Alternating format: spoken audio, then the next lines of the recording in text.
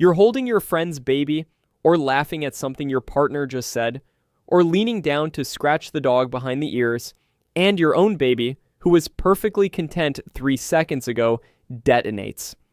Not the tired cry, not the hungry cry. Something sharper than both of those.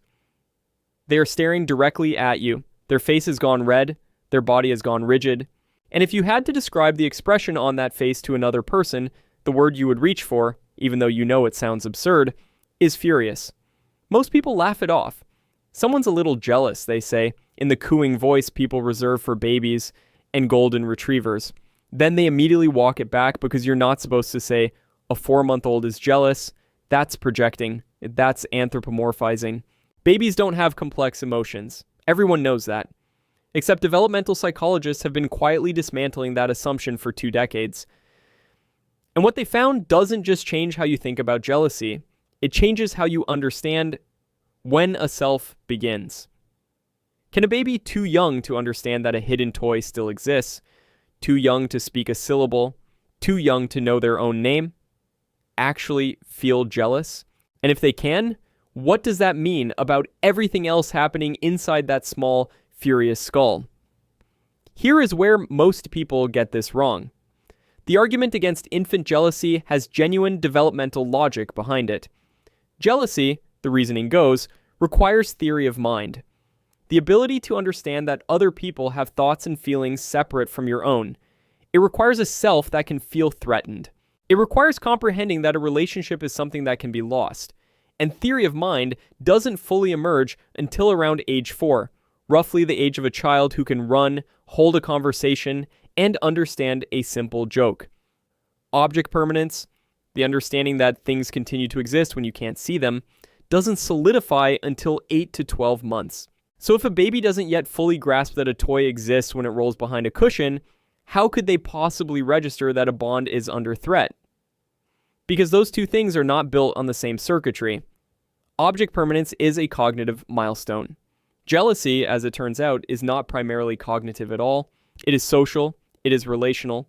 And the social emotional architecture in infants comes online dramatically earlier than the cognitive architecture does. The research doesn't show that babies develop jealousy around age 2 or 3, once they can point at things and say, mine. It shows that something functionally identical to jealousy is observable in infants as young as 3 months old. 3 months. Before they can sit unsupported. Before they recognize their own name spoken aloud. Your baby isn't having a tantrum because you looked away. Your baby is defending something they understood was theirs before they had a single word for it. But here's where it gets deeper. Because once researchers stopped asking whether babies could feel jealous and started asking what jealousy is actually constructed from, the data pointed somewhere the field was not prepared for. In research led by Dr. Sybil Hart at Texas Tech University and published in the journal Infancy, a deceptively simple experiment was run on infants as young as 3 months old.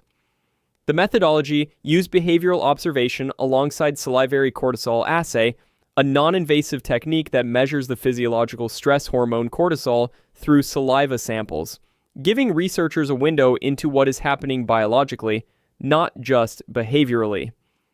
Mothers were instructed to direct warm, engaged face-to-face attention toward a realistic baby doll, holding it, talking to it, smiling at it. The real infant watched. Then the same mothers directed equivalent attention, the same duration, the same energy, toward a book. The difference in what followed was not subtle. When mothers engaged with the doll, infants showed a consistent cluster of responses, increased protest vocalizations, physical attempts to reclaim the mother's attention, and measurable cortisol elevation.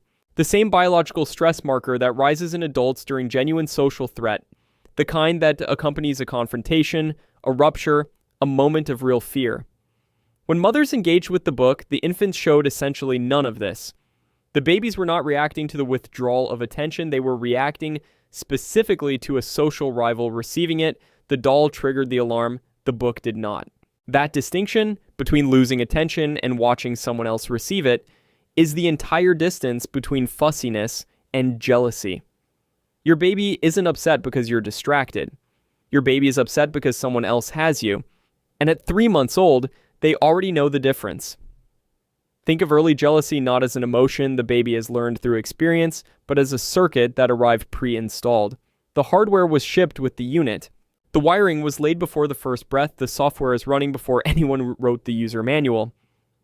But here's where the science gets genuinely strange. Because once researchers established that infants could mount a full jealousy response, the next question was what exactly these babies were monitoring to know that the alarm was warranted, and the answer overturned what everyone assumed they'd find. Follow-up research examining infant social monitoring, drawing on work in journals including child development, found something that runs directly counter to adult intuition. When adults feel jealous, they tend to fixate on the rival. They track the threat. They cannot look away from the person they perceive as the competition. Infants do the opposite. Babies experiencing jealousy don't primarily watch the rival. They watch the caregiver. Every micro shift in expression, every degree of gaze direction, every change in emotional signal on the face they know best. The doll is nearly irrelevant. The relationship is everything.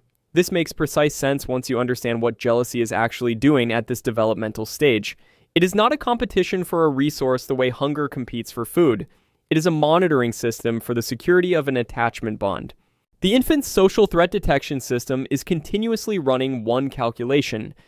Am I still the primary object of this person's attention? The moment the answer registers as uncertain, the alarm fires.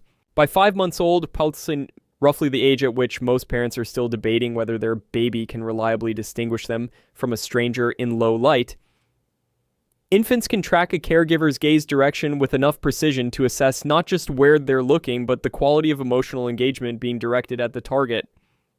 5 months.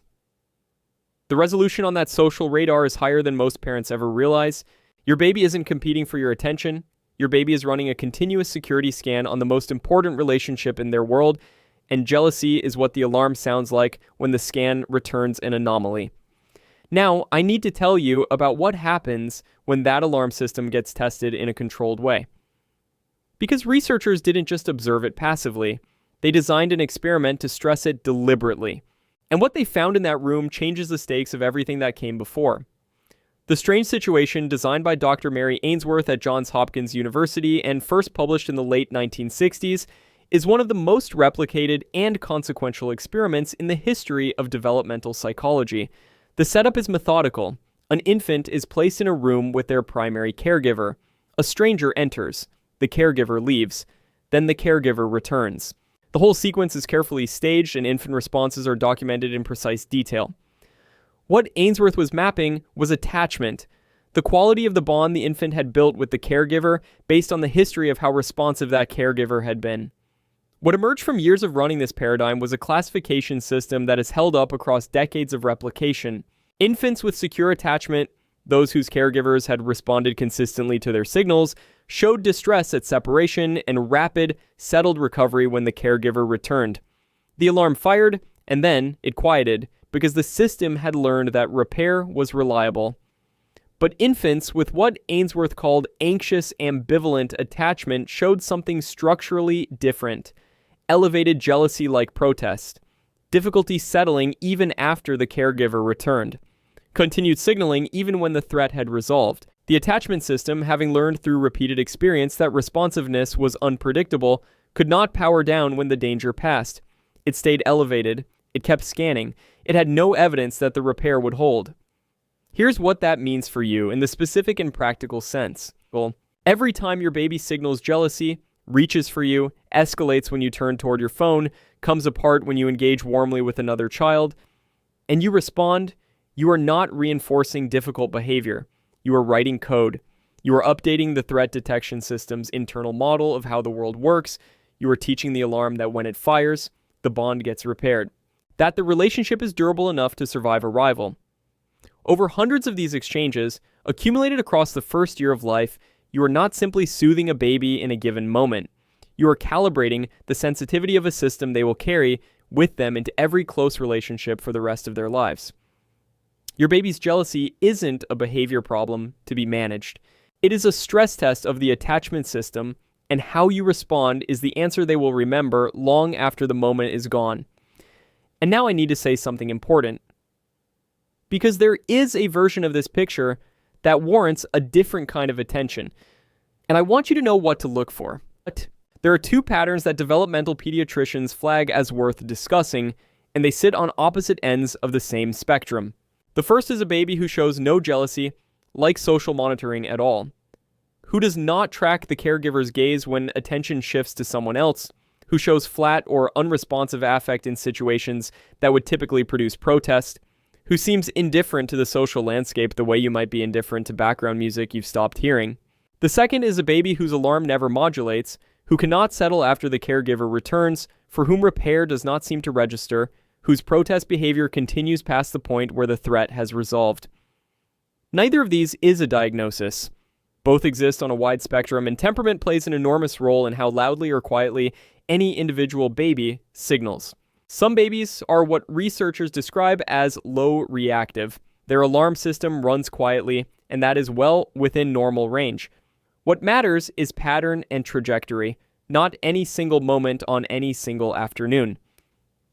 The window that pediatric researchers identify for clearly observable repair-responsive attachment signaling, including jealousy-like protest, runs roughly from 6 to 9 months. By 12 months, the patterns Ainsworth documented are considered stable enough to be informative. If something feels absent, or if the signaling feels stuck in a way that doesn't respond to repair, somewhere in that 6 to 12-month range is the time to bring it up. Not because anything is certain, because the brain's structural flexibility in the first year of life is never that high again, and early identification of atypical attachment patterns is one of the highest leverage points available in early childhood development. You've been running a baseline on your specific child since the first hour they were born. If the signal feels wrong, too quiet, too unresolvable, off in a way that is difficult to articulate, that instinct is data. Trust it. Which brings us to the question that sits underneath all of this. Not what jealousy tells us about babies, but what jealousy tells us about what a person is. Jealousy requires a self, not a sophisticated one. Not one that can name itself or describe its own interiority or plan ahead or hold a grievance. But a self that registers a distinction between inside and outside. Between what is mine and what is not. Between the relationship that belongs to me and the thing that threatens it. That registration, wordless, precognitive, encoded in cortisol and outstretched arms, and a 3-month-old's locked gaze tracking your face for signs of repair, is the earliest available evidence that there is a someone in there. A being who can be threatened because they have already built something worth defending. So the next time your baby comes apart, the moment you laugh at something someone else said, the moment you lean toward another child, the moment your attention moves 1 degree out of alignment, remember what is actually happening. A social threat detection system wired before birth is running a real-time security scan on the most significant attachment in their world. Cortisol is moving through their bloodstream. Their eyes are tracking your face with 5-month-old precision, reading every shift in your expression for evidence that the bond is intact. And somewhere inside all of that protest and reaching and furious red-faced urgency, a self, small, new, entirely wordless, but real, is registering that it exists by registering that it could be lost.